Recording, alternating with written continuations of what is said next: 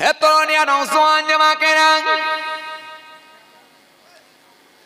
হে আমার মুরব্বিরা, বাবারা শুনে দিকে আমাদের আদি পিতা হযরতে আদম আলাইহিস সালাম, যিনাকে আমার আল্লাহ পাক পৃথিবীর সর্বপ্রথম মানুষ করেছিলেন, যিনাকে আমার আল্লাহ পাক সকলের পিতা করেছেন, বাবা আদম আলাইহিস সালামকে আমার আল্লাহ হুকুম দিয়েছিলেন, আদম জান্নাত থেকে তুমি এই পাথরটা নিয়ে এসো।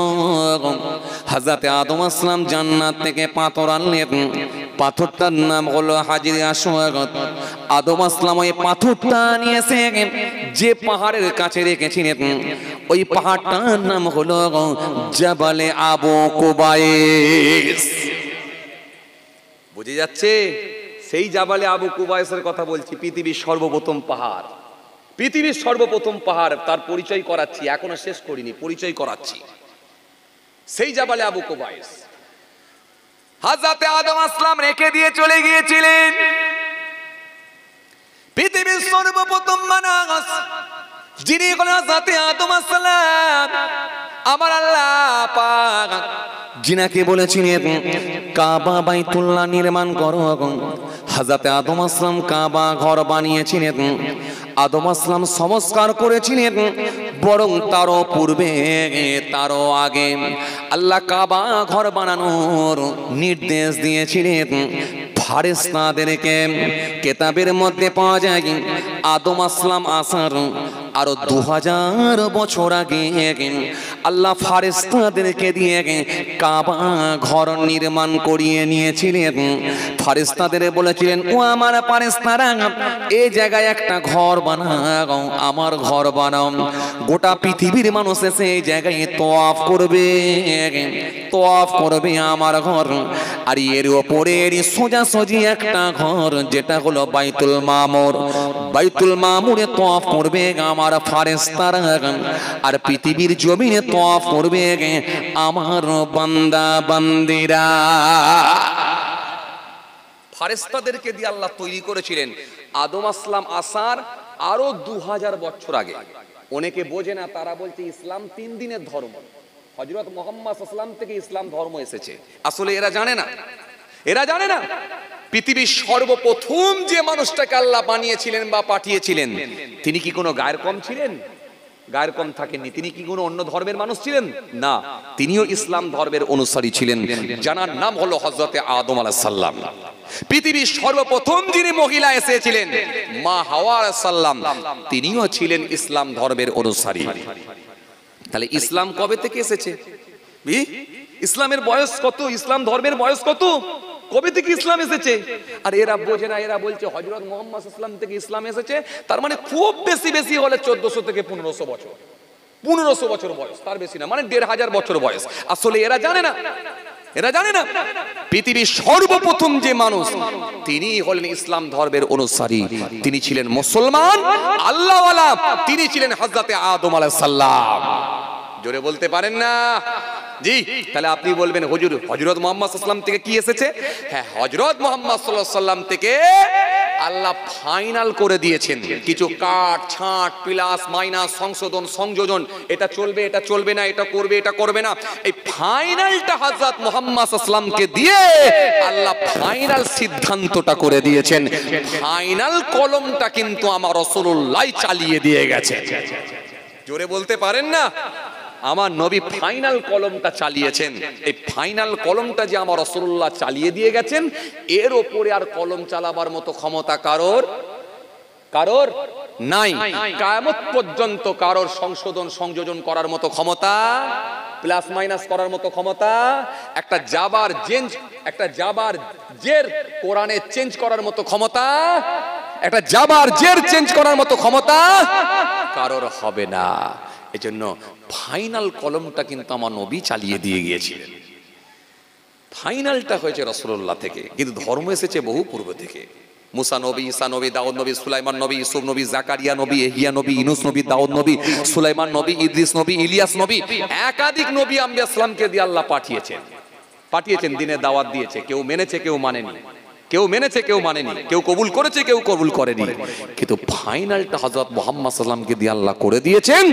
সেই নবীকে দিয়ে আল্লাহ গোটা পৃথিবীতে আল্লাহ দ্বীন পৌঁছে দিয়েছেন। জোরে বলতে পারেন না? আজও দেখবেন ইসলাম ধর্মের অনুসারী আছে, ইসলাম ধর্ম অবলম্বী মানুষেরা আছে, আমেরিকায় গিয়ে পাবেন, রাশিয়ায় গিয়ে পাবেন, ব্রিটেনে গিয়ে পাবেন, কাবুলে গিয়ে পাবেন, তুরস্কে গিয়ে পাবেন, ফ্রান্সে গিয়ে পাবেন, জার্মানে গিয়ে পাবেন, জাপানে গিয়ে পাবেন, নেপালে গিয়ে পাবেন, চীনে গিয়ে পাবেন, ভুটানে গিয়ে পাবেন, পাকিস্তানে গিয়ে পাবেন, আফগানিস্তানে গিয়ে পাবেন, জি বাংলাদেশে গিয়ে পাবেন, ভারতে পাবেন, সারা ওয়ার্ল্ডে সারা পৃথিবীতে আমার রাসূলুল্লাহর ওসিলাতে আল্লাহ দ্বীনকে পৌঁছে দিয়েছেন। জোরে বলতে পারেন না? কথা বুঝে আসছে? হযরতে আদম আসসালাম যে সেই পাথরটা নিয়ে এসে রেখে দিয়েছিলেন কোথায়? জাবালে আবু কুবাইসের পাশে। হযরতে আদম আসসালাম যখন পাথরটা রেখে দিয়ে চলে গেলেন,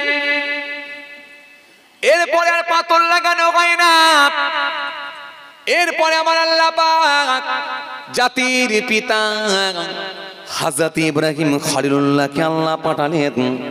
হযরত ইব্রাহিম খলিলুল্লাহ যখন পৃথিবীর জমিনে গেলেন, আমার আল্লাহ নির্দেশ দিলেন, ও ইব্রাহিম জাবালে আবু কুবাইসের পাশে যে পাথরটা রাখা আছে, ওই পাথরটা হলো জান্নাতি পাথর, ওই পাথরটার নাম হলো হাজরে আসওয়াদ। তোমারও পিতা হযরত আদম আসসালাম রেখে দিয়ে গেছেন। ও ইব্রাহিম, ওই কাবা বাইতুল্লাহ তুমি সংস্কার করো, কাবা বাইতুল্লাহ বানাও, তৈরি করো, আর ওই জান্নাতের পাথরটা কাবা শরীফের দেওয়ালের কোণে গিয়ে লাগিয়ে দাও। হযরত ইব্রাহিম নবী জান্নাতের পাথর লাগাবেন বলে প্রস্তুতি নিলেন। হযরত ইব্রাহিম নবী কাবা বাইতুল্লাহ সংস্কার করবেন বলে প্রস্তুতি নিলেন, কিন্তু বিশাল কাবা শরীফ আমি উঠবো কিভাবে?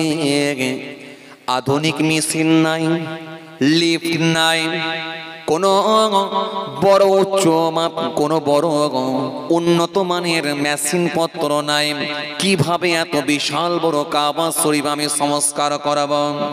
হযরত ইব্রাহিম খলিলুল্লাহ তাকতে না পেরে পুত্র হযরত ইসমাঈল আলাইহিস সালামকে সাথে করে নিলেন জোগাড়ে হিসাবে। যোগান দেওয়ার লোক হযরত ইব্রাহিম খলিলুল্লাহর সন্তান হযরত ইসমাঈল আলাইহিস সালাম।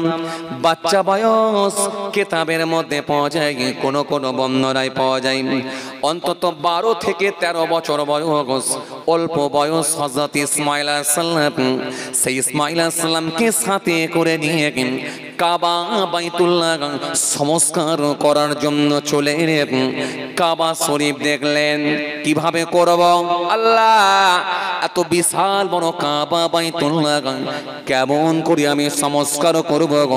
কেমন করে আমি ওপরে উঠব?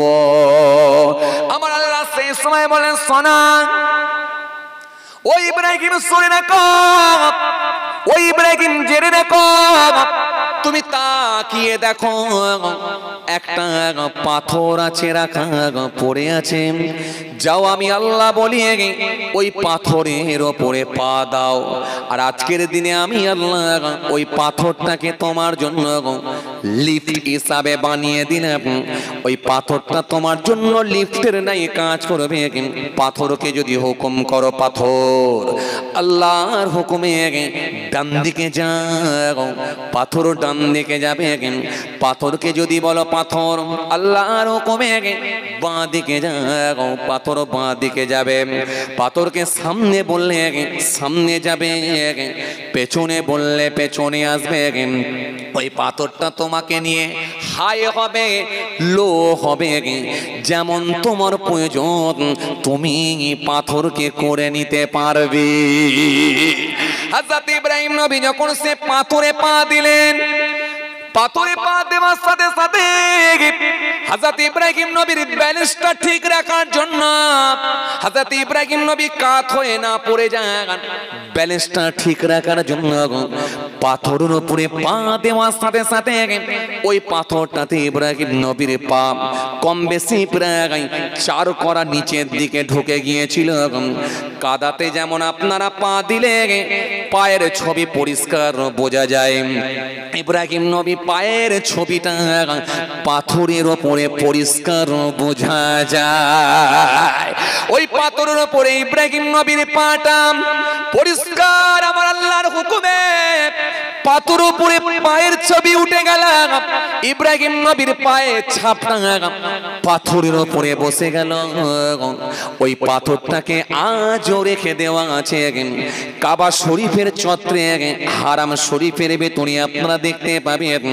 কাবা শরীফের চত্বরের ভেতরে কাবা বাইতুল্লাহর সামনে, কাবা বাইতুল্লাহর পাশে হলুদ কালারের একটা গ্লাস দিয়ে সোনার ফ্রেম দিয়ে বানানো সুন্দর একটা কাঁচ দিয়ে ঘেরা আছে। ওই ঘেরার ভেতরে সেই পাথরটা রেখে দেওয়া আছে। ওই পাথরটা হলো, ওই পাথরটার নাম হলো মাকামে ইব্রাহিম। আরো জোরে বলেন, আরো জোরে বলেন। হাজী সাহেবেরা যখন কাবা বাইতুল্লাহ তওয়াফ করে ওই পাথরটা দেখার জন্য, পায়ের ছবিটা দেখার জন্য ওই কাঁচের সামনে, গ্লাসের সামনে গিয়ে কেউ একবার চোখ দিয়েও কি মেরে দেখে, কেউ বা একবার চুমা দেয়, চুমা দেয়, চুমা দেয়, কেউ ঠোঁট দিয়ে চুমা দেয়। ইব্রাহিম নবীর পায়ের ছবি সেই পাথরের উপরে এখন স্পষ্ট অবস্থায় দেখা যায়।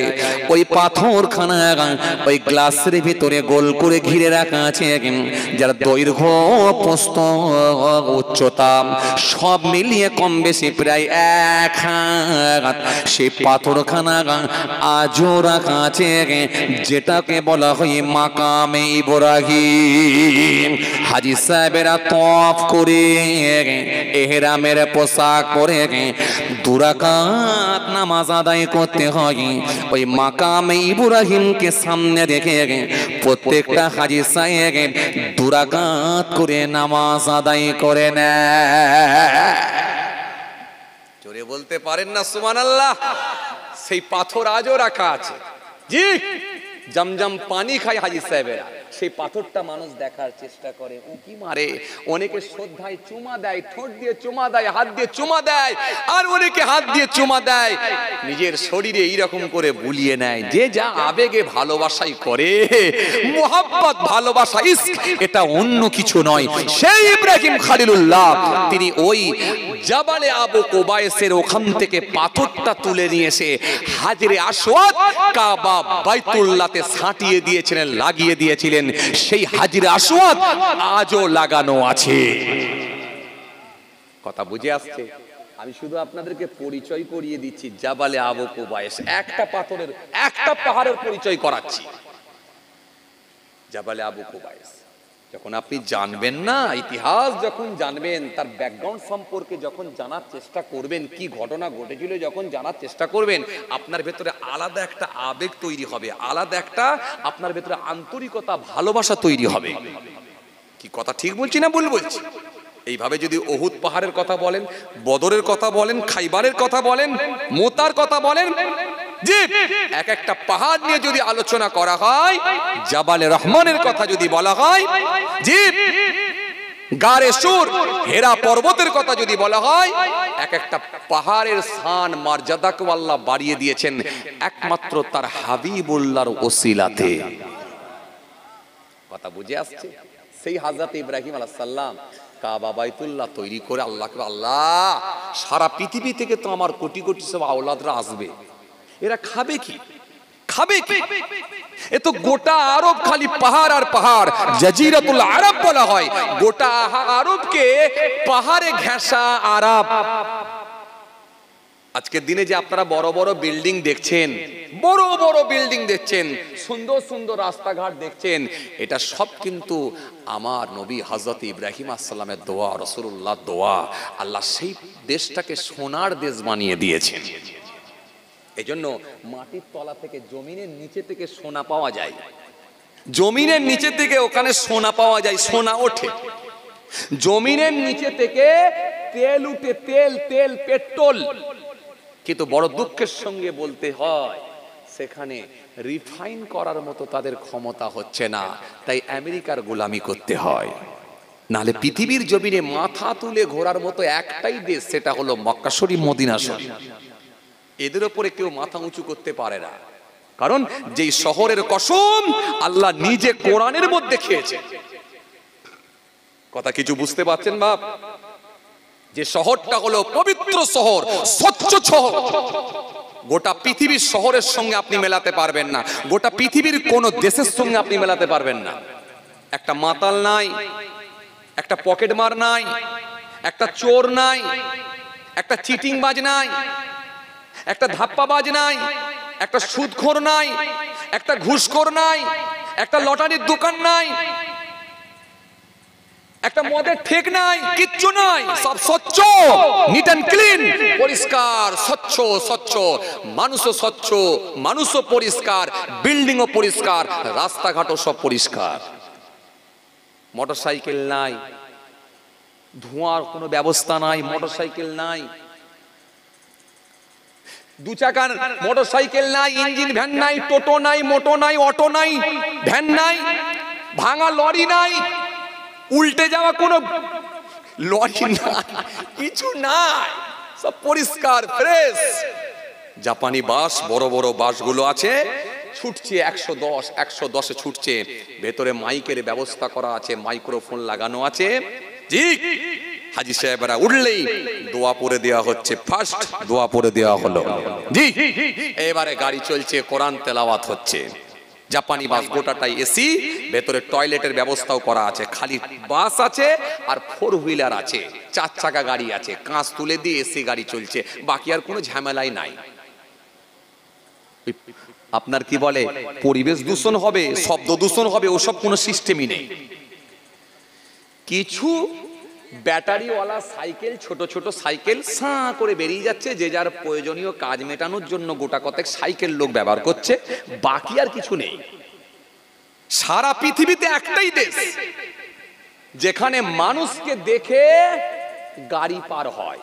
আমরা কি দেখে গাড়ি, আমরা কি করি রাস্তা যখন পার হয়, আমরা রাস্তা পার হলে কি করি, গাড়ি দেখে রাস্তা পার হয়। আর ওখানের গাড়িওয়ালা গাড়িগুলো মানুষ দেখে রাস্তা পার হয়, মানুষ দেখে তারা গাড়ি চালায়। খেয়াল করছেন বাবাজি? মানুষ দেখে গাড়ি চালায়। আপনি রোড পার হবেন, হাজি সাহেবদের জিজ্ঞাসা করে দেখবেন, রোড পার হবে অমনি গাড়ি এসে স্লো হয়ে যাবে। হাজি সাহেব ভেতর থেকে, গ্লাসের ভেতর থেকে হাত দেখাচ্ছে, পার হয়ে যান। আর আমরা কি করি, গাড়ি দেখে পার হতে হয়। আমার দেশে গাড়ি দেখে পার হতে হয়, তারপরও অ্যাক্সিডেন্ট হয়। আর ওখানে গাড়ি যাচ্ছে মানুষ দেখে। আল্লাহু আকবার, পুরো তফাৎ, পুরো উল্টো। সারা রাত ধরে মানুষ ঘুরে বেড়াতে পারে, কি পুরুষ কি মহিলা, কি বৃদ্ধ কি বৃদ্ধা, কি মাসুম কি বাচ্চা, কে গোটা সারা রাত ধরে, সারা দিন ধরে ঘুরে বেড়াচ্ছে, যে যার কাজে বেরিয়ে যাচ্ছে। কে রাতে বলছে ওমরা করব, সে আয়েশা মসজিদে যাব, চলে যাচ্ছে। কে বলে একটু মার্কেটিং করব, সে তার মতো চলে যাচ্ছে। কে বলছে আমি একটু জেদ্দা যাব, চলে যাচ্ছে। সারা রাত ধরে ঘুরে বেড়াচ্ছে, পকেট মার নাই, কোনো চোর নাই, কোনো ডাকাতও নাই। কে আপনার উপর আক্রমণ করবে কোনো খবর নাই, কারোর ক্ষমতা নাই। কারণ আমি মিলিয়ে দেখেছি এর পেছনে দুটো কারণ হতে পারে। একটা কি, মানুষ যখন মক্কা শরীফে পৌঁছে যায় আর কাবা বাইতুল্লাহ যখন একদৃষ্টি দেখে নেয়, আল্লাহর ঘর দেখানোর সাথে সাথে যত বড়ই বদমাইশ লোক হোক না কেন, সে লোকটা সংযত হয়ে যায়। আমি কোথায় এসেছি, কি দেখছি, আল্লাহর কাবা বাইতুল্লাহ, মানুষ সংযত হয়ে যায়, স্যালেন্ডার হয়ে যায়, নম্র হয়ে যায়, ভদ্র হয়ে যায়। তার জাবানের কথাগুলো মার্জিত ভাষায় হয়ে যায়, তার মধ্যে মিষ্টতা এসে যায়। আর কি, আর একটা হচ্ছে সেখানকার প্রশাসনের আইনটা এত কড়া, কোনো কম্প্রোমাইজ চলবে না। অপরাধীকে পানিশমেন্ট পেতেই হবে। কোনো অন্যায় অন্যায়, অন্যায় অন্যায়, অপরাধ অপরাধ, এই অপরাধীর শাস্তি হবেই হবে। কেউ আপনাকে বাঁচাতে পারবে না, কারণ শাসন ব্যবস্থাটা এত উন্নত মানের, যার কারণে মানুষ কোনো অন্যায় করতে সাহস পায় না। ঠিক একই সিস্টেমে মদিনা শরীফ, কথা বুঝে আসছে? ভাইরা আমার, বন্ধুরা আমার, সাথী মহব্বতের ভাইরা, চলুন বলতে বলতে অনেক দূর চলে এলাম। হযরত ইব্রাহিম খলিলুল্লাহ আল্লাহকে বলেন, আল্লাহ আমার আওলাদদেরকে আপনি পৃথিবীর শ্রেষ্ঠ খাবারটা খাওয়াবেন। সেই ইব্রাহিম নবীর দোয়া আজ মানুষ সেখানে গিয়ে পৃথিবীর শ্রেষ্ঠ খাবারটা পায়। ওখানে আপেল চাষ হয় না, বেদানা চাষ হয় না, বাদানা চাষ হয় না, আঙ্গুর চাষ হয় না, কলা চাষ হয় না, কিন্তু খাবেন তাজা জিনিসগুলো খাবেন। গোটা পৃথিবীর শ্রেষ্ঠ খাবারগুলো ফ্লাইটে করে ওইখানে চলে আসে। এটা ইব্রাহিম নবীর দোয়া। দোয়া ইব্রাহিম নবী দোয়া করেছিলেন, তাই পৃথিবীর শ্রেষ্ঠ খাবারগুলো ওখানে মানুষ পায়। আপনি দেখবেন, মেলাবেন। আপনি আমার ইন্ডিয়া তো মুসাম্মি লেবু জুস খেয়েছেন, আর ওখানে গিয়ে এক গ্লাস মুসাম্মি লেবু, মৌসুমি লেবু জুস খেয়ে দেখবেন, আর আমার কথাটা একটু মনে করবেন যে হ্যাঁ সত্যি ভাইজান আমাদের গ্রামে এসে জলসা করে বলেছিল এই মৌসুমি লেবুর টেস্টই তো সম্পূর্ণ আলাদা। কথা বুঝতে পারছেন না? জি ভাইরা আমার, বন্ধুরা আমার, সাথী মহব্বতের ভাইরা, সেই হযরত ইব্রাহিম খলিলুল্লাহ যিনাকে আল্লাহ এত বড় মাপের নবী করেছিলেন, অনেকগুলো পরীক্ষাও নিয়েছিলেন, অনেকগুলো পরীক্ষা নিয়েছিলেন। যাক, বলতে গিয়ে অনেক সময় লেগে যাচ্ছে, দেরি হয়ে যাচ্ছে, কি বলেন? থাক, ছেড়ে দিই, আর কষ্ট দেবনি আপনাদেরকে। আবার আল্লাহ নিয়ে এলে হবে, এখন ইনশাআল্লাহ কালেকশন করতে হবে, কি বলেন? জি যাক, আবার আল্লাহ নিয়ে এলে হবে এখন ইনশাআল্লাহ। চাঁদা পত্র তুলতে হবে, কথা বুঝতেই পাচ্ছেন। যাই হোক, আমার জন্য দোয়া করবেন, আমি আপনাদের জন্য দোয়া করি। নাহলে ইব্রাহিম নবীর কথা আর একটুখানি বলতে যাচ্ছিলাম আর কি, কথা বুঝে আসছে, বলতে গেলে অনেক সময় লেগে যাবে। যাক, আবার আল্লাহ নিয়ে এলে হবে এখন ইনশাআল্লাহ, কথা বুঝে আসছে। আমার দিনদার ইমানদার নেককার লালা ভাইরা, আজকে আমার একটু এই টাটকা ঘুরে এসেছি মক্কা শরীফ, মদিনা শরীফ, তো তাই চোখের সামনে ভাসছে বলে তাই একটু মক্কা শরীফের কথাই বেশি বলে ফেললাম, কথা বুঝে আসছে। আপনারা বেজার হলেন নাকি? যাক, আলহামদুলিল্লাহ, এই শুনলেও তো সওয়াব আছে, নেকি আছে, আর আমার নবীর প্রতি ভালোবাসা, আন্তরিকতাটাও বেড়ে যাবে। কথা ঠিক কিনা ভুল বলেন? নবীকে আল্লাহ কি দরজা দিয়েছিলেন, কি ইজ্জত দিয়েছিলেন। হ্যাঁ তো ভাইরা আমার, বন্ধুরা আমার, সাথী মহব্বতের ভাইরা, বলতে গেলে আরো সময় লেগে যাবে। সেই ইব্রাহিম খলিলুল্লাহ জান্নাতের পাথরটা লাগিয়ে দিয়েছিলেন। আল্লাহু আকবার। এই ইব্রাহিম নবীকে যে আবার বলি, আরো অনেক সময় লেগে যাবে। আল্লাহ পাক এই নবী আম্বিয়া সালামদেরকে নিয়ে সংস্কার করার অনুমতি, হুকুম দিয়েছিলেন। এই জন্য কাবা শরীফ সংস্কার হয়েছিল, কিন্তু তৈরি করেছিলেন আল্লাহ ফারেস্তাদেরকে দিয়ে আদম আসলাম আসার আরো 2000 বছর আগে। কথা বুঝে আসছে? যাই হোক, আল্লাহ যদি ফের কোনো সুযোগ দেয় ইনশাআল্লাহ আলোচনা হবে। আমার জন্য দোয়া করবেন, আমি আপনাদের জন্য দোয়া করি। আল্লাহ আমাদের সকলকে বলার থেকে শোনার থেকে বেশি বেশি করে আমল করার তৌফিক দেন। সকলে বলি আল্লাহুম্মা আমিন।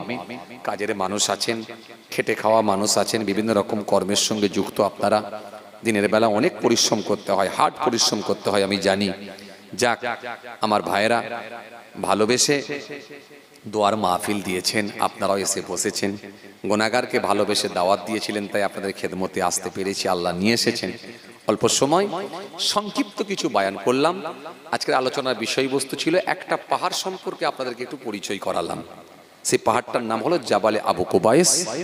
আপনারা মনে রাখবেন, এটা হলো পৃথিবীর সর্বপ্রথম পাহাড়।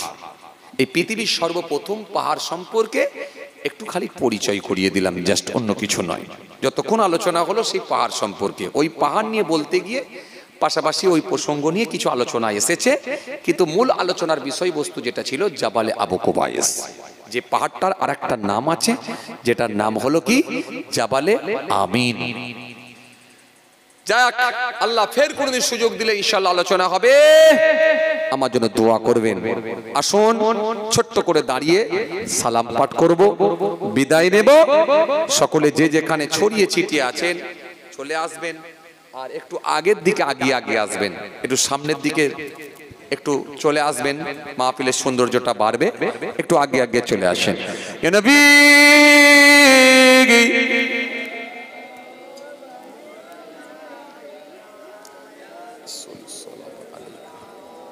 একটু আগে চলে আসেন, একটু আগে চলে আসেন। সালাম আলাইকা, সালাওয়াতুল্লাহ আলাইকা। आज है ईदे ए मुबारक, आज है रोज़े ए मुसर्रत, आज है वक़्ते बिलादत, आज है मिलाद हज़रत या नबी सलाम अलैका। आरो जोरे या रसूल सलाम अलैका, या हबीब सलाम अलैका,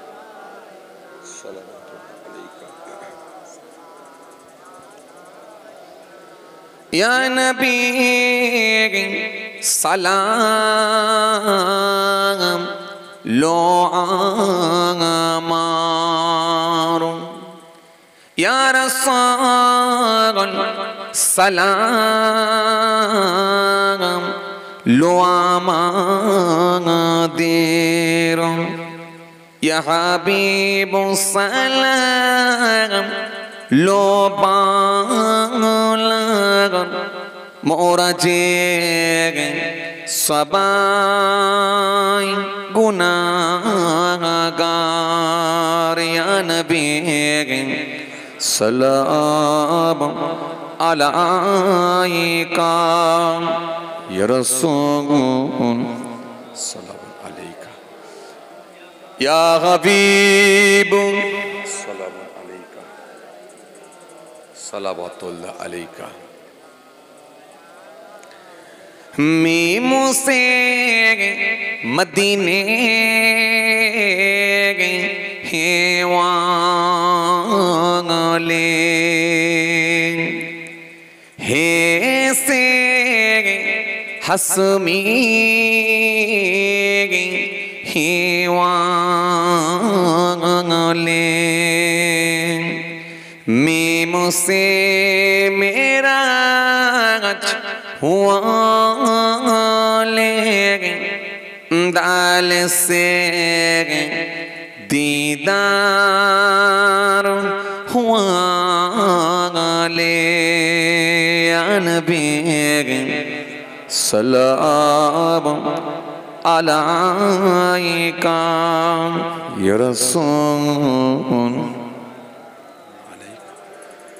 या हबीब सलाम अलैका, सलावतुल्लाह अलैका। सबाई बसेन या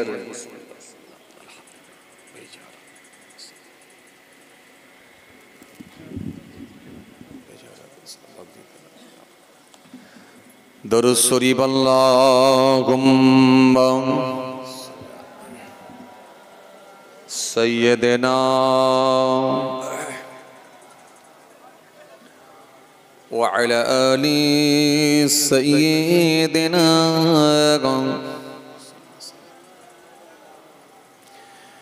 डेके नेबे सेदिन आमारे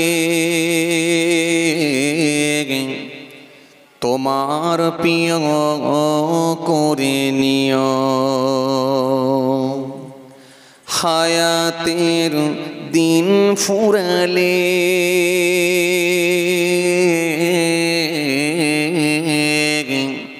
রমজান মাস করে দিও,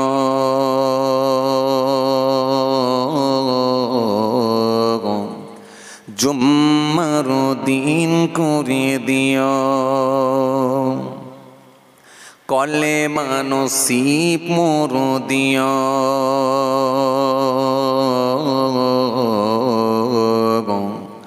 রমজান মাস করে দিও। আল্লাহুম্মা সাইয়্যিদিনা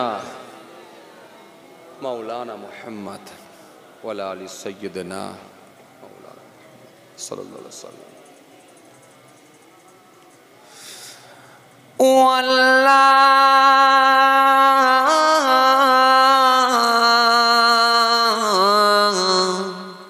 আল্লাহ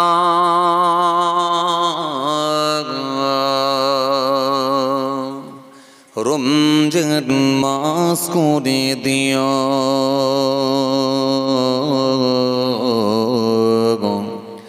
জুম্মার দিন করে দিও, কালেমা নসিব মোর দিও,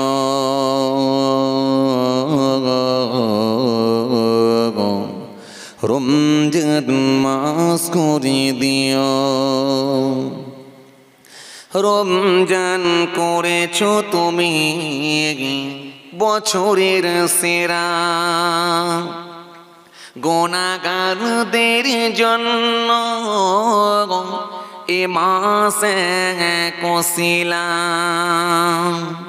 রমজান করেছো তুমি বছরের সেরা, গুনাহগারদের জন্য এ মাসে কসিলা। ধরে নিতে হবে গো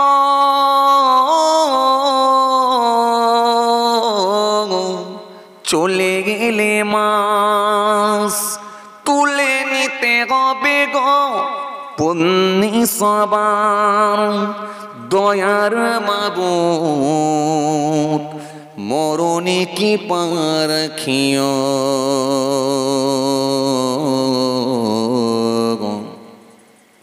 কলেমা নসিব মোর দিও, রমজান মাস করে দিও,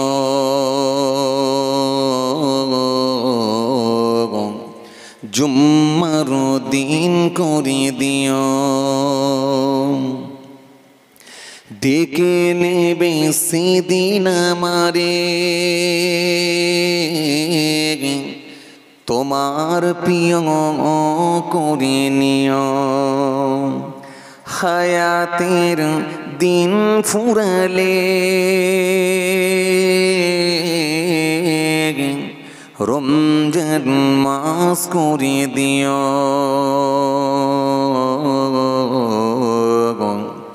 জুম্মার দিন করে দিও। ও আল্লাহ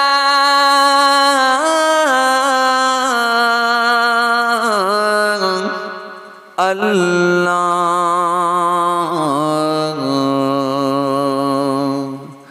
রমজান মাস করে দিও,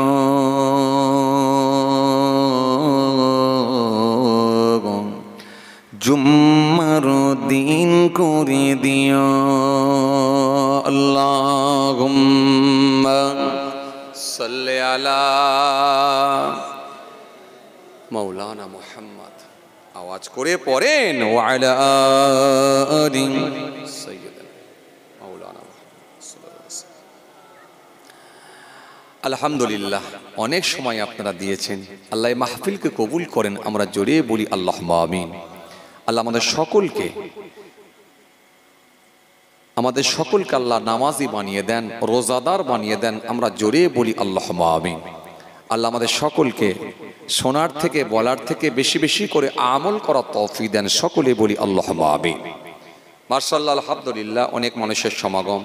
তাবারুক আছে তো? তাবারুকও আছে, মাশাআল্লাহ। খাবার আছে, গোশত আছে, মাশাআল্লাহ। ও মাশাআল্লাহ, গোশত দিয়ে আছে, আলহামদুলিল্লাহ। যাক, তাহলে দারুণ টেস্টফুল খাবার।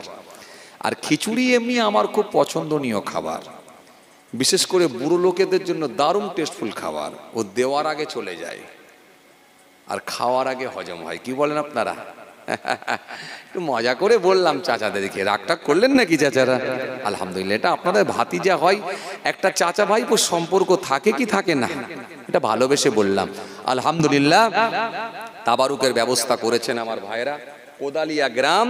আল্লাহ মাহফিলকে কবুল করেন, আমরা জোরে বলি আল্লাহুম্মা আমিন। আসেন, আবার আগামী বছরে জলসাটা হোক, এটা সকলে চান তো নাকি? এই রে, এবারই গোলমাল। কি বলেন? জলসা আবার আগামী বছরে হোক, এটা সকলে আমরা চাই তো নাকি? একটু জোরে বলেন না, চাই তো নাকি? যারা চান না হাত তুলুন। দেখছেন সমস্যায় পড়েছি। আল্লাহ, এই কচি, তুই এখনো হাত নামাসনি কেন? ও আমার ক্যামেরার ধান্দায় আছে, ও হাত তুলিয়ে রেখেছে, মানে ও একদম মোটেই চায় না। কি যন্ত্রণায় পড়েছি আল্লাহ, যে না আসলে আপনারা বুঝে উঠেছেন, সঙ্গে সঙ্গে নামিয়ে নিয়েছেন, কিন্তু তার মানে চাইছেন বলি হাত তুলতে গেছিলেন। একটু গোলমাল হয়ে গেছে, বুঝতে ভুল হয়েছে, দিদি হয়ে গেছে। যাক মাশাআল্লাহ, খুব ভালো লাগছে। একটু তাকবীর দেন, নারায়ে তাকবীর। একটু জোরে দেন না, নারায়ে তাকবীর। সিলসিলায়ে মুজাদ্দিদুল জামান দাদা পীরের হক সিলসিলা কোদালিয়া গ্রামের বাৎসরিক ইশালে সওয়াব, নারায়ে তাকবীর। আলহামদুলিল্লাহ, আগামী বছর এ মাহফিল হোক, আমরা সকলেই চাই। কেন কোরআনের মাহফিল যেখানে হয় আল্লাহ স্বয়ং তিনি শুনতে পছন্দ করেন। নবীর আলোচনা যেখানে হয় আল্লাহ নিজে শুনতে পছন্দ করেন। তাই কোরআন বলছে ওয়ারাফা'না লাকা যিকরাক, হাবিব আপনার জিকির, আপনার আলোচনা আমি আল্লাহ উচ্চ মর্যাদা, উচ্চ আসন দান করেছি। কথা বুঝে আসছে? যাক, সেই নবীকে নিয়ে আলোচনা করছিলাম কিছু সময়, একটা পাহাড়ের আলোচনা করলাম, রাসূলুল্লাহর ভালোবাসায় একটা পাহাড় নিয়ে কিছু সময় আলোচনা করলাম, জাবালে আবু কুবাইস। ওয়াজ তো অনেক আছে, যেটা টানবেন সেটাই তো হয়ে যাবে ওয়াজ। কথা ঠিক কি না ভুল বলেন? নবীর সুন্নত নিয়ে আলোচনা করলো ওয়াজ হয়ে যাবে, ফরজ নিয়ে ওয়াজ করলো ওয়াজ হয়ে যাবে, ওয়াজিব নিয়ে ওয়াজ করলো ওয়াজ হবে, মা বাপের খেদমত নিয়ে ওয়াজ করলো ওয়াজ হবে। যেটা টানবেন সেটাই তো আজ হবে। জি, তাই তো কোরআন আপনাকে শিখিয়ে দিয়েছে ওয়াবুদুল্লাহ ওয়ালা তুশরিকু বিহি শাইয়্যা ওয়া বিল ওয়ালিদাইনি ইহসান ওয়া বিযিল কুরবা ওয়াল ইয়াতামা ওয়াল মাসাকিন ওয়াল জারিজিল কুরবা ওয়াল জারিল জুনুব ওয়াস সাহিবি বিল জানবি ওয়াবনিস সাবিল ওয়া মা মালাকাত আইমানুকুম ইন্নাল্লাহা ইউহিব্বু মান কানা মুখতালান ফাখুরা। একটা ছোট্ট আয়াত পড়ে যদি আলোচনা করেন না, এটা দিয়ে 2-3 ঘন্টা আলোচনা হয়ে যাবে। কথা বুঝে আসছে? কোন পরিপ্রেক্ষিতে এই আয়াত নাজিল হয়েছিল, কেন হয়েছিল, এই আয়াতের ভেতর আল্লাহ কি বলেছেন, কি কি কথা দেওয়া আছে, একটা একটা করে যদি আলোচনা করেন 2-3 ঘন্টা অতি হয়ে যাবে। পূর্বে আলোচনাও করি আমি, আপনারা জানেন। যেহেতু টাটকা মদিনা শরীফ থেকে ঘুরে এসেছি, তাই একটু পাহাড় আমার মনে পড়ে গেল, নবীর কথা মনে পড়ে গেল, তাই একটু পাহাড় নিয়ে আলোচনা করলাম। রাসূলুল্লাহ ওই পাহাড়ে উঠেছেন বলে বললাম, না হলে আমি বলতাম না। শুশুনিয়া পাহাড় নিয়ে মোটেই বলিনি, কারণ নবী ওই পাহাড়ে উঠেছেন বলে ওই পাহাড়ের স্থানকে আল্লাহ বাড়িয়ে দিয়েছে। ভাইরা আমার, যাক আসেন, আগামী বছরে তাহলে জলসা হোক, তাই তো নাকি? কথা বলছেন না কেন? জলসা হোক, তাই তো নাকি? জলসা যে হবে এ কি আর এমনি হবে? কথা বলে না যে সব জায়গায় টাকা, টাকা না হলে ফাঁকা। আরে কথা বলে না, বাচ্চা জন্মগ্রহণ করেছে ওখান থেকেই টাকা, আর মরে গেলে পর্যন্ত সেখানেও টাকা, খালি কবরে ঢোকালে তবে ফাঁকা। আরে কথা বলে না, কবরে চলে গেলে লাগবে কি? আমাল, আর না থাকলেই গন্ডগোল। দরকার হলো আমল। সব জায়গায় টাকা, টাকা না হলে সব ফাঁকা। কি মাইক ম্যান, তুমি আসবে নাকি? দেবে দেখা? কথা বলে না, টাকা না হলে সব ফাঁকা, তুমি কি দেবে দেখা? বলে হুজুর আমিও দেবো না দেখা, আর হুজুরও দেবে না দেখা, লাগবে টাকা। সব জায়গায় টাকা। কথা ঠিক কিনা ভুল বলেন? যাক আলহামদুলিল্লাহ, খুব ভালো লাগছে। বসিরহাট এলাকার মানুষ আপনারা এত রাত পর্যন্ত জেগে আছেন, আলহামদুলিল্লাহ। এমনি বসিরহাট এলাকার লোকেরা সব জায়গায় বেশি রাত সময় দেয় না, সব জায়গায় যায়ও না, কাজের মানুষ। আবার ওরা বুঝে নেয় সব জায়গায় যেন যেতে চায় না। কথা বুঝে আসছে? আলহামদুলিল্লাহ, যথেষ্ট আপনারা জাননেওয়ালা ব্যক্তি। আমি আগে বলেছিলাম না, ঘর ঘর আলেম, বলেছিলাম না, বলিনি? হ্যাঁ, পাড়ায় পাড়ায় মক্তব মাদ্রাসা, আলহামদুলিল্লাহ। জি, আল্লাহ কবুল করেন, জোরে বলি আল্লাহুম্মা আমিন। আসেন, দান তো আপনাদেরকে দিতে হবে, না হলে জলসা কি করে হবে? কি কথা ঠিক কিনা ভুল বল? দান তো দিতে হবে, না হলে জলসাটা হবে কি করে? আর আপনারা দান দেন বলি তো জলসা হয়। কথা ঠিক কিনা ভুল বলেন? আপনাদের দানে যত বেসরকারি মাদ্রাসা আছে, মক্তব আছে, যত জলসার মাহফিল হয়, সব আপনাদের মতো খেটে খাওয়া মানুষের দানেতেই হয়। এখানে কোনো সরকারি অনুদান আসে না। আপনাদের মতো মানুষের দানেতে আল্লাহ দিনের কাজ করিয়ে নিচ্ছেন। তৎকালীন সময় রাসূলুল্লাহ দিনের জন্য সাহাবায়ে কেরামদের কাছ থেকে চেয়েছিলেন, বাবা সাহাবারা দাও, কিছু দান দাও। সাহাবারা স্বতঃস্ফূর্তভাবে দান দিয়েছেন নবীর ভালোবাসা, ইসলামকে কায়েম করার জন্য। এই সিস্টেম, এই প্রথা আজও চলছে। আপনাদের দানের ওসিলাতে আল্লাহ চালাচ্ছেন। কথা ঠিক কিনা ভুল বল? জি, আসুন, দান তো আপনারা দেবেন। এই মাহফিল থেকে সর্বপ্রথম কে দেবেন বলবো হুজুর সর্বপ্রথম দিলে কি লাভ আছে? একটা হাদিস এসেছে হযরতে আবু হুরায়রা রাদিয়াল্লাহু তাআলা আনহু থেকে বর্ণিত হাদিস। জি, যিনাকে বিড়ালের আব্বা বলে সম্বোধন করতেন আমার রাসূলুল্লাহ, এইজন্য আবু হুরায়রা। পূর্বে নাম ছিল আব্দুর রহমান, আব্দুস শামস, পরে রাসূলুল্লাহ যখন নাম দিয়েছেন কি আবু হুরায়রা, এই নামটা তিনি বড় পছন্দ করে নিয়েছিলেন। সেই আবু হুরায়রা যিনি সাহাবাদের ভেতরে সবথেকে বেশি হাদিস বর্ণনা করেছিলেন। মাশাআল্লাহ, লিখে রাখেন, লিখে রাখেন, আলহামদুলিল্লাহ, লিখে রাখেন ভাই। সেই আবু হুরায়রা রাদিয়াল্লাহু তাআলা আনহু রাসূলুল্লাহ সাহাবা ছিলেন। আমার দিনদার ইমানদার নেককার আল্লাহ ভাইরা, তো আসেন সেই হুজুর থেকে বর্ণিত একটা হাদিস এসেছে। আল্লাহ নবী সাল্লাল্লাহু আলাইহি ওয়াসাল্লাম বলছেন, কাউকে নেক কাজের দিকে আহ্বান করলে, ডাকলে তার ডাকে সাড়াদানকারী যে পরিমাণ সওয়াব পায়, যিনি ডেকে নেক রাস্তা দেখাবেন তাকে আল্লাহ ডবল সওয়াবের হকদার করবেন। জোরে বলতে পারেন না? খুশি মনে হয় না? তাহলে প্রথমে যদি কেউ দেয় তার বেনিফিট আলাদা আছে। আজকের মাহফিলে কি কেউ আছেন সর্বপ্রথম 1 নম্বরে 1 বছর পরে 365 দিন পরে 1 নম্বরে কেউ দেবেন? সর্বপ্রথম 3,000 টাকা দিয়ে 1 নম্বরে কেউ দেখাবেন? 3,000 চাঁদা কেউ তুলছেন না তো? সব বন্ধ করে দিয়েছেন তো? তুলে দিয়ে বন্ধ করে দিয়েছেন সব? বন্ধ করে দেন, চাঁদা ফাঁদা ছাড়েন। পরের ক্ষমতা আসমানে চলে না। ও মুহাম্মদ, যদি তুমি আকাশের চাঁদ দ্বিখণ্ডিত করে দেখাও, ও মুহাম্মদ সাল্লাল্লাহু আলাইহি ওয়াসাল্লাম, আমি 100% তোমাকে নবী বলে মেনে নেব। আমার রাসূলুল্লাহ সহ্য করতে না পেরে চাচা আবু জাহেলকে ডাকলেন, চাচা জানাছেন, ও আমার চাচা যান, দেখে যান চাচাকে আমার নবী ডাক দিলেন। চাচা যখন এসে গেলাম, আল্লাহ নবী ওই পাহাড়ের উপরে উঠেছিলেন। পৃথিবীর সর্বপ্রথম পাহাড় জাবালে আবু কুবাইস।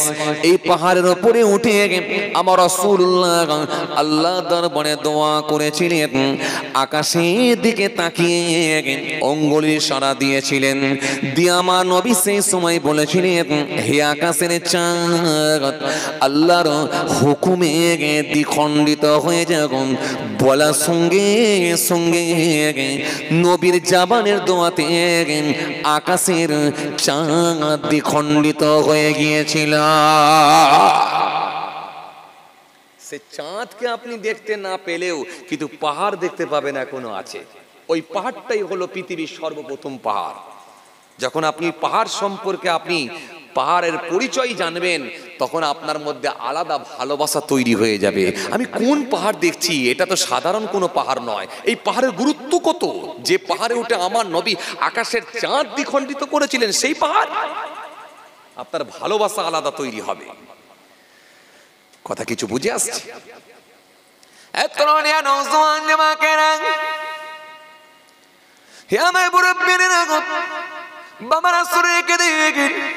আপনাদের জানা আছে, আল্লাহ নবী যখন দ্বীনের দাওয়াত দিয়েছিলেন, আল্লাহ নবী যখন দ্বীনের প্রচার প্রসার করেছিলেন, প্রথমের দিকে আমার নবী গোপনে গোপনে দ্বীনের দাওয়াত দিতেন।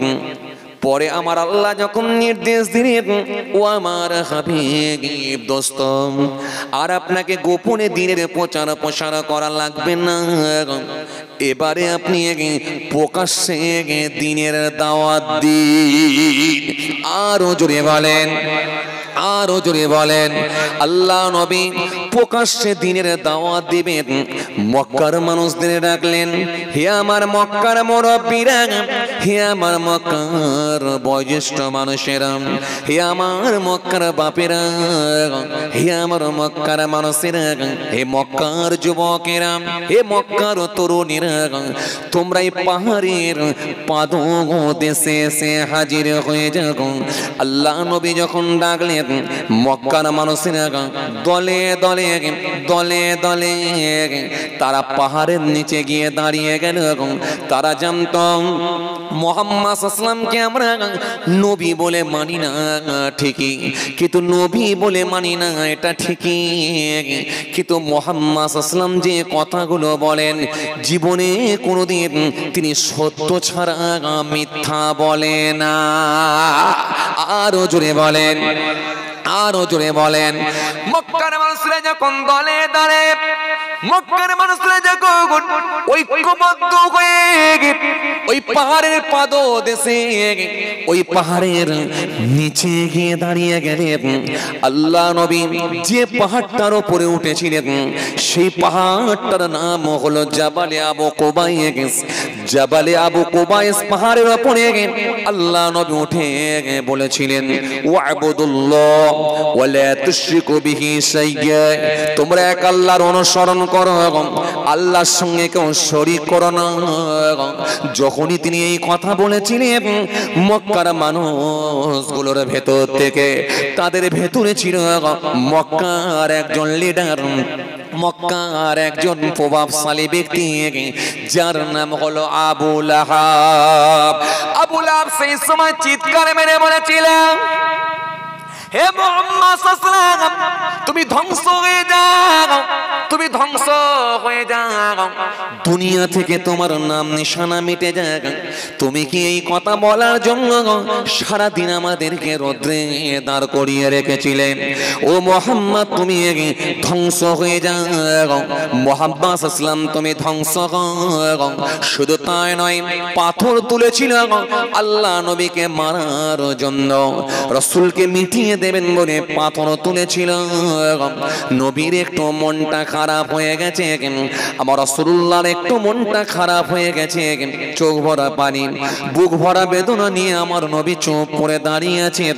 কিন্তু আমার আল্লাহ সেই সময় আর সহ্য করতে পারলেন না, সে সময় আমার আল্লাহর স্ত্রী থাকতে পারলেন না। আমার বন্ধুকে কেউ কষ্ট দেবে, আমি আল্লাহ আমার বন্ধুর কষ্ট মেনে নিতে পারি না। আমার আল্লাহ সেই সময় বলেন, হাবিব ও আমার দোস্ত, মন খারাপ করবেন না, ওরা আপনাকে কষ্ট দিচ্ছে, ওরা আপনাকে পাথর তুলেছে মারার জন্য, পাথর তুলেছে, আমি আল্লাহ আর ছেড়ে দেব না। সঙ্গে সঙ্গে আমার আল্লাহ সূরা লাহাব নাজিল করলেন, নাজিল করে বললেন, তাব্বাত ইয়াদা আবি লাহাবি ওয়া তাব, আবু লাহাবের হস্ত দুটো, হাত দুটো ধ্বংস হয়ে যায়। যে পাহাড়ের উপরে নবী দাঁড়িয়েছিলেন সেই পাহাড়টাই হলো জাবালে আবু কুবাইস। কথা কিছু বুঝে আসছে? সেই পাহাড়টা হলো জাবালে আবু কুবাইস। যখন ওই পাহাড়ের দিকে আপনি তাকাবেন তখন আপনার মনে পড়ে যাবে এই পাহাড়েই তো আমার নবী দাঁড়িয়েছিলেন, আর আমার আল্লাহ সূরা লাহাব নাজিল করেছিলেন, জানিয়েছিলেন প্রতিবাদ, জানিয়েছিলেন ধিক্কার, আবু লাহাবকে ধ্বংস হয়ে যাবার জন্য আমার আল্লাহ সূরা নাজিল করে দিয়েছিলেন। তাই কোরআন শরীফের ভিতর আল্লাহ বললেন, তাব্বাত ইয়াদা আবি লাহাবি ওয়া তাব, আবু লাহাবের হস্ত দুটো, হাত দুটো ধ্বংস হয়ে যাক। মা আগনা আনহু মালুহু ওয়া মা কাসাব, সংসারে সে যা কিছু উপার্জন করেছে সব ধ্বংস হয়ে যাক।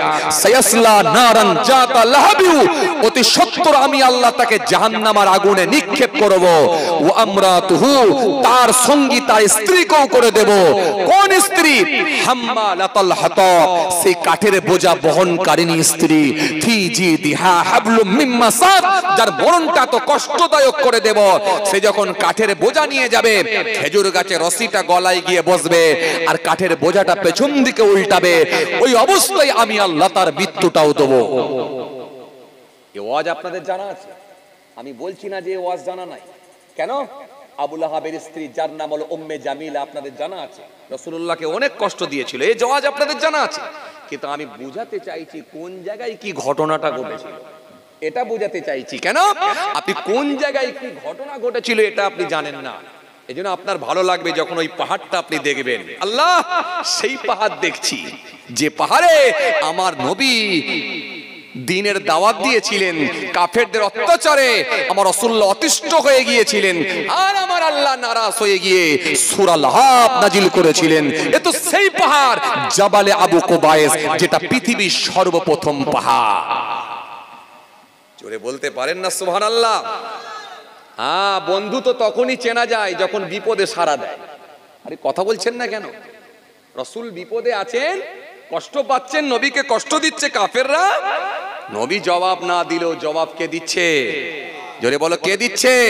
আল্লাহ। আজ গোটা পৃথিবীর জমিনে যে আপনাদের জানা আছে, উত্তর প্রদেশের জমিন থেকে শুরু হয়ে গেল আই লাভ মুহাম্মদ সাল্লাম, যখন বলল মুছে দেব, বরং আই লাভ মুহাম্মদ সাল্লাম ব্যানার পোস্টার এত বেড়ে গেল, এখন পাড়াতে, অলিতে, গলিতে, রাস্তা ঘাটে, দোকানে, বাজারে সব জায়গায় পোস্টার তুলে নবীর ভালোবাসাই দেখিয়ে দিল। নবীকে মুছে দিতে পারবে না, যত বলবে তত নবীর ভালোবাসা আমাদের বাড়বে। আমার দিনদার ইমানদার নেক আল্লাহওয়ালা ভাইরা, যে কথা বোঝাতে চাইছিলাম, তাহলে আর বলবো নি, ছেড়ে দিই। খাতা বাথরুমে নিয়ে চলে এসেছেন তো, কষ্ট হয়ে যাচ্ছে আপনাদের। যাক, হ্যাঁ, আল্লাহু আকবার বলে ফজর পর্যন্ত চলুক। জি, যে শেষকালে আপনি আর আমি দুজন হয়ে যাবো নি তো? ইনশাআল্লাহ সবাই থাকবে, আলহামদুলিল্লাহ। যে যে ইনশাআল্লাহ সবাই থাকবে, কথা ঠিক, আলহামদুলিল্লাহ। আমার দিনদার ইমানদার নেক আল্লাহর ভাইরা, যে কথা বোঝাতে চাইছিলাম, এরা নবীকে মুছে দেওয়ার চেষ্টা চালায়। এদের পাগল, সে বলে না ছাগলে কি না খাই, পাগলে কি না বলে, এই পাগলের থেকে এদের অবস্থা আরো খারাপ হয়েছে। আরে নবীর ভালোবাসা, নবীকে মুছে দেওয়ার ক্ষমতা কারোর আছে? নবী তো হৃদয়ে হয়ে গেছে, নবী তো আল্লাহ হৃদয়ে পৌঁছে দিয়েছে। তাই তো কোরআন বলেছে, ইয়া আইয়ুহাল্লাযীনা আমানু ইসতাজিবু লিল্লাহ ওয়া লিরাসূল ইযা দাআকুম ইয়া আইয়ুহাল্লাযীনা আমানু লা তারফাউ আসওয়াতাকুম ফাওকা সাওতিন নবী মা আতাকুম রাসূলু ফাকুযুহু ওয়া মা নাহাকুম আনহু ফান্তাহু। এই পৃথিবীর মানুষ, আমার রাসূল তোমাদেরকে যে আদেশ করবেন স্বতঃস্ফূর্তভাবে গ্রহণ করো। নবী যেগুলো তোমাদের বারণ করেন সেগুলো থেকে তোমরা বিরত থাকো। কেন? নবীর আদেশ আর নিষেধ মানি আল্লাহর আদেশ আর নিষেধ। আবার অন্য জায়গায় আল্লাহ বলছেন, আমার নবী একটা কথাও নিজে ইচ্ছাই বলে না, যেটা আমি আল্লাহ বলার নির্দেশ দিই সেটাই আমার নবী মানুষের সামনে বলে। জোরে বলতে পারেন না? খুশি মনে হয় না? জি, যে কথা আপনাদের বোঝাতে চাইছিলাম, এই জন্য নবীর বিরুদ্ধে যখনই কোনো ষড়যন্ত্র হয়েছে, নবীর বিরুদ্ধে যখনই কোনো কাফের মুশরিকরা চেষ্টা চালিয়েছে, সঙ্গে সঙ্গে জবাব প্রতিবাদ আল্লাহ নিজেই করে তাদেরকে মিটিয়ে দিয়েছে। যান, আপনি দেখতে পাবেন। জি, বেঈমানদেরকে আল্লাহ কিভাবে মেরেছেন আপনি যখন জানতে পারবেন, মক্কা শরীফ, মদিনা শরীফে যাবেন না, আপনার মনের দিক দিয়ে আপনি এত আনন্দ পাবেন। আল্লাহ ইসলামের দুশমনদেরকে কিভাবে মিটিয়ে দিয়েছে, আল্লাহ তাদের নাম নিশানাকে মুছে দিয়েছেন। জি, কারণ রাসূলুল্লাহর সঙ্গে যে ব্যক্তি লেগেছে, নিশ্চিতভাবে সে মানুষটা আল্লাহর গজবে পতিত হয়ে তাকে আমার আল্লাহ নির্মূল করে দিয়েছে। কেন? নবীর বিরোধিতা করা মানে আমার আল্লাহর স্বয়ং বিরোধিতা করা, রাসূলুল্লাহর বিরোধিতা করা মানে আল্লাহর বিরোধিতা করা। এটা আমার আল্লাহ কখনো তাকে ছেড়ে দেবে না, মেনে নেবে না, খালি সময়ের অপেক্ষা। কত বড় বড় মাস্তান, নবীকে যদি মিটিয়ে দেওয়া সম্ভব হতো তো আবু জাহেল তো অনেক আগেই মিটিয়ে দিত। অনেকে আবু জেহেল বলে, আসলে জেহেল বলবেন না, জেহেল কথা হলো ভুল কথা, জেহেলের কোনো অর্থ হয় না। আবু জাহেল, জাহেল মানে মূর্খ, অজ্ঞ। এত বিশাল মূর্খ ছিল, এত বেশি অজ্ঞ ছিল, যাকে রাসূলুল্লাহ সাল্লাল্লাহু আলাইহি ওয়াসাল্লাম বলতেন আবু জাহেল বলে সম্বোধন করতেন, মানে মূর্খের বাপ, মূর্খের পিতা। এই মূর্খের পিতাটা কোথায় গেল গো? আবু জাহেল কোথায় গেল? তার মানে মূর্খের পিতাটা কোথায় গেল? মানে এত বড় ভণ্ড ছিল, ভণ্ডত্বে ভণ্ড। তার মানে নবীকে দেখেও সে ইসলাম গ্রহণ করতে পারেনি। তো এর থেকে বড় মূর্খ আর কে হতে পারে? কথা বলে না।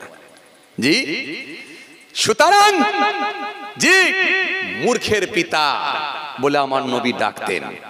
ভাইরা আমার, বন্ধুরা আমার, সাথী মোহাব্বতের ভাইরা, রাসূলকে যখন কষ্ট দেওয়া হয়েছে, হযরতে জিবরাইল ফেরেশতা এসে হাজির হয়েছে। হুজুর একটু হুকুম দেন, আপনি যে পাহাড়ে দাঁড়িয়ে আছেন জাবালে আবু কুবাইস, এই পাহাড়ের পাশে একটা পাহাড়, যে পাহাড়টার নাম হলো সাফা পাহাড়, এই পাহাড়ের মাঝে আরেকটা পাহাড় আছে। হুজুর একবার খালি অনুমতি দেন, এই পাহাড়গুলো তুলে নিয়ে গিয়ে আরববাসীদেরকে মিটিয়ে দেবো, পিঁপড়ে মারা করে দেবো, হুকুম দেন। আমার আপনার নবী সেই সময় বলতেন, ও জিবরাইল শুনে রেখে না, না না এটা হতে পারে না, এরা আমাকে নবী বলে জানে না, এরা আমাকে রাসূল বলে চেনে না, জানে না, তাই এরা আমার উপরে নির্মম ভাবে অত্যাচার করে। ও আমার আল্লাহ, আপনি এদেরকে মেটাবেন না, আল্লাহ আপনি এদেরকে মিটিয়ে দেবেন না, কারণ এরা যদি মিটে যায় আর আগামী দিনে কে আমাকে নবী বলে ডাকবে, আর আগামী দিনে আপনাকে আল্লাহ বলে কে ডাকবে? ও আমার আল্লাহ, এদেরকে আপনি মিটিয়ে দেবেন না, বরং আমি রাসূলুল্লাহ দোয়া চাই, এদেরকে আপনি হেদায়েত দিন, হেদায়েত দিন, হেদায়েত দিন। একান্ত যদি এরা হেদায়েত না হয়, এদের আওলাদদের আপনি হেদায়েত দিন। হেদায়েতের দোয়া চেয়েছিলেন। তাই আমার নবী বিদায় হজে ভাষণ দিতে গিয়ে 1 লক্ষ সাহাবী পেয়েছিলেন। যেখানে আমার নবী এক সময় ইসলামের দাওয়াত দিচ্ছেন, গোপনে গোপনে দাওয়াত দিচ্ছেন, চুপি চুপি দাওয়াত দিচ্ছেন, প্রকাশ্যে দাওয়াত দিতে পারছেন না, সেই রাসূল বিদায় হজে ভাষণ দিতে গিয়ে 1 লক্ষ সাহাবীর সামনে আমার রাসূল প্রকাশ্যে আওয়াজ দিয়ে কথা বলছেন। ইসলামের শত্রুরা মোকাবেলা করার ক্ষমতা নাই, কারণ এক একটা সাহাবীর যে সাহসিকতা, এক একটা সাহাবীর যে শক্তি, এক একটা সাহাবীর ক্ষমতা আল্লাহ দিয়েছেন, পাহাড় সমান দিয়েছেন। হযরতে আবু বকর ঢাল, হযরতে ওমর ফারুক তরওয়াল যখন বের করেন, গোটা কাফেরদের শরীর কম্পন শুরু হয়ে যায়। হযরতে ওমর ফারুককে জালেমরা, কাফেররা, মুশরিকরা ওমরের নাম শুনলে তাদের বুকের ভেতরে কম্পন শুরু হয়ে যায়। হযরত ওসমানের নাম শুনলে তাদের বুকের ভেতরে কম্পন শুরু হয়ে যায়। হযরত সেরে খোদা আলী, যে আলী সম্পর্কে নবী বলেছিলেন, আনা মদিনাতুল ইলম ওয়া আলিউন বাবুহা, আমি হলাম বিদ্যার শহর, ইলমের শহর, সেই শহরের দরজা হলো আমার আলী। সে হযরত আলী রাসূলুল্লাহর জন্য ঢাল হয়ে যেতে। কার হিম্মত আছে বেরিয়ে আসুক। এক একটা সাহাবী রাসূলুল্লাহর জন্য জীবন দিয়ে দিয়েছে, জীবন দিয়ে দিয়েছে। দুশমনের দল আমার নবীকে মারবে, মারবে, উহুদে আমার নবীকে উহুদের ময়দানে মেরে ফেলবে, মেরে ফেলবে। সাহাবী গিয়ে আমার রাসূলুল্লাহকে ঘিরে ফেলেছে। দুশমনের দল তীর নিক্ষেপ করে, সাহাবীর গায়ে কম বেশি প্রায় 39টা তীর লাগে। গোটা শরীর ছিদ্র হয়ে গেছে, গোটা শরীর দিয়ে রক্তপাত হয়ে গেছে, রক্তাক্ত হয়ে গেছে। সাহাবী আমার নবীকে আকুর করে ধরে আছে। নবীর মোহাব্বত হৃদয় থেকে মুছে দিতে পারে না। কি বলছো নবীকে মুছে দেবে? ক্ষমতা কারোর আছে? রাসূলকে মুছে দেওয়া যায় না। সাহাবী বলে জীবন চলে যাবে, আমি সাহাবী থাকতে আমার নবীর শরীরে একটা তীরও লাগতে দেব না। এটা ভালোবেসেছিলেন সাহাবীরা, তবে তারা জান্নাতি হয়েছেন। এত সহজ নয়, জান্নাতি হয়েছেন। এই জন্য নবী ঘোষণা দিয়ে গেছেন, আমার এক একটা সাহাবী হলো আকাশের নক্ষত্রের ন্যায়। কথা বুঝে আসছে? আমার দিনদার, ইমানদার, নেক আল্লাহওয়ালা ভাইরা, জি খুব কষ্ট আপনাদেরকে দেবো না। যে পাহাড়ের কথা বলছিলাম, এই পাহাড়টা যখন দেখবেন আপনার অনেক কিছু মনে পড়ে যাবে। ইতিহাস আপনাকে জানতে হবে, না জানলে আপনাকে ভালো লাগবে না। আপনি গারে সুর দেখবেন, হীরা গুহা দেখবেন, আপনার জান ঠান্ডা হয়ে যাবে। হীরা গুহা দেখবেন, গারে সুর দেখবেন। জি জমিন থেকে প্রায় 2000 ফুট উঁচু, 2000 ফুট উঁচু। যারা জানে না, কোট মোট পরে, বুট ফুট পরে, চোখে চশমা দিয়ে, কালো গগলেস লাগিয়ে দিয়ে, জি বড় বড় সব দামি দামি মোবাইল নিয়ে ঘাটঘাট ঘাটঘাট ঘাটঘাট ঘাটঘাট করে একদম পাহাড়ের উপরে উঠে বললো। উঠে গিয়ে 2-4টে ছবি তুললো, সেলফি তুললো, এদিক ওদিক ঘোরালো, বাড়িতে ভিডিও কল করে দিল, বন্ধুকে ভিডিও কল করে দিল, গোটা পাহাড় একবার ঘুরিয়ে ঘাড়িয়ে দেখিয়ে দিল, যে ঘাটঘাট ঘাটঘাট ঘাটঘাট করে নেমে গেল। নেমে গিয়ে বলছে হীরা গুহা দেখা হয়ে গেছে, হীরা পর্বত দেখা হয়ে গেছে। আবার যারা জানে তারা ওই পাহাড়ের সামনে গিয়ে দাঁড়িয়ে যায়, তাদের অন্তরে আলাদা মোহাব্বত তৈরি হয়ে যায়। এই পাহাড় এটা তো শুশুনিয়া পাহাড় নয়, এই পাহাড় এটা তো অযোধ্যা পাহাড় নয়, এই পাহাড় এটা তো দার্জিলিং পাহাড় নয়, এটা তো সেই পাহাড় যেই পাহাড়ের ওপরে আমার রাসূলুল্লাহ 15 বছর অবস্থান করেছিলেন। জোরে বলতে পারেন না? এটা তো সেই পাহাড় যে পাহাড়ে আল্লাহর কোরআন অবতীর্ণ হয়েছিল, এটা তো সেই পাহাড় যে পাহাড়ে আমার আল্লাহ হযরত জিবরাইল ফেরেশতাকে পাঠিয়ে আমার নবীর কাছে ওহী পৌঁছে দিয়েছিল। এটা তো সেই পাহাড় যে পাহাড়ে আম্মা জান খাদিজা রাদিয়াল্লাহু তাআলা আনহা আমার নবীর জন্য খাবার পৌঁছে দিত। যখন এইগুলো নিজেকে ভাবাবেন না, আপনার সঙ্গে সঙ্গে আপনার ভেতরে একটা আদব, একটা শিষ্টাচার তৈরি হয়ে যাবে। অনেকে দেখবে জুতো খুলে বড় আদবের সঙ্গে আমার রাসূলুল্লাহ পাহাড়ে এসেছিলেন, বেয়াদবি না হয়ে যায়, বড় আদব বড় শিষ্টাচার রেখে জুতো খুলে খুব আস্তে আস্তে আদবের সঙ্গে যখন ওই পাহাড়ের ওপরে ওঠে হেরা গুহার মধ্যে গিয়ে যখন 2 রাকাত নামাজ, চোখ ভরা পানি, বুক ভরা বেদনা নিয়ে রাসূলুল্লাহর ভালোবাসার কথা মনে করে যখন ওই গুহার মধ্যে গিয়ে 2 রাকাত নামাজ পড়ে, যেন মনে হচ্ছে আল্লাহর জান্নাতের খুশবুটা নাকের মধ্যে ভেসে আসে। জোরে বলতে পারেন না? এজন্য প্রত্যেকটা জিনিসের আলাদা আলাদা অনুভূতি, মজা পাওয়া যায় যখন আপনি ওই বিষয়টা জেনে বুঝে সেই জায়গায় পৌঁছাতে পারবেন। এজন্য প্রত্যেকটা খাবারের আলাদা আলাদা টেস্ট আছে। যদি আপনার জিহ্বা ভালো থাকে, আর জিহ্বা যদি ভালো না থাকে তাহলে মজা আসবে না, মজা আসবে। চলুন ভাইরা আমার, বন্ধুরা আমার, সাথী মহব্বতের ভাইরা, যে কথা বুঝাতে চাইছিলাম, জাবালে আবু কুবাইস, জি এই পাহাড়ের কাছে আল্লাহ নবী হযরতে আদম আলাইহিস সালাম তিনি জান্নাতের পাথর নিয়ে এসেছিলেন, যে পাথরটার নাম হলো হাজরে আসওয়াদ। সারা পৃথিবীর হাজিরা যায়, কাবা বাইতুল্লাহ তওয়াফ করে, হাজরে আসওয়াদে কেউ দূর থেকে চুমা দেয়, কেউ যদি সুযোগ পায় সেখানে গিয়ে চুমা দেয়। যে পাহাড়, যে পাথর আজও লাগানো আছে কাবা শরীফে।